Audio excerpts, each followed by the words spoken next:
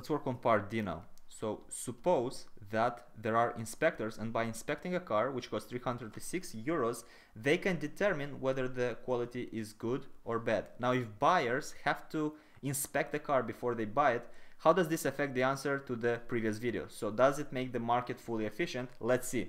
Now recall that in the previous video, the buyers were still paying the average value. They were paying the average willingness to pay, meaning that they were paying 2,800 euros at most for a good car.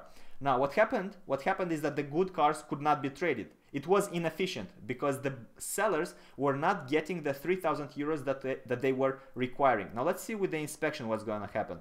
So since the inspection costs 336 euros, the buyers are willing to pay less for the car because they have to take into account this number. So let's do that over here. Let me just zoom out to get some more space.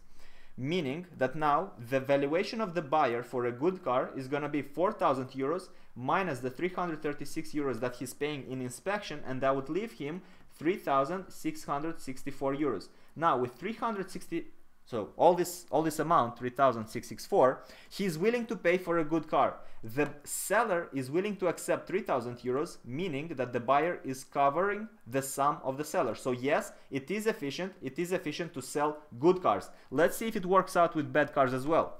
So since the buyer is willing to pay 1,600 at most, and now he has to incur 336 in inspection, the maximum willingness to pay for a bad car is going to be 1,264 euros. Now 1,264 euros is better than the 1,000 euros that the seller is willing to accept. So yes, it is efficient to sell bad cars as well, meaning that both cars are sold. So the market is fully efficient now. So we have efficiency.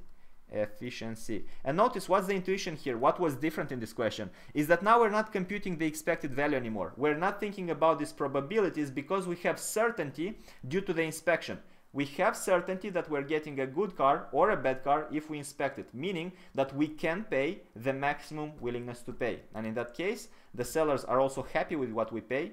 So if the prices are in this range between what the seller wants and what we're willing to pay, then we can trade both good cars and bad cars.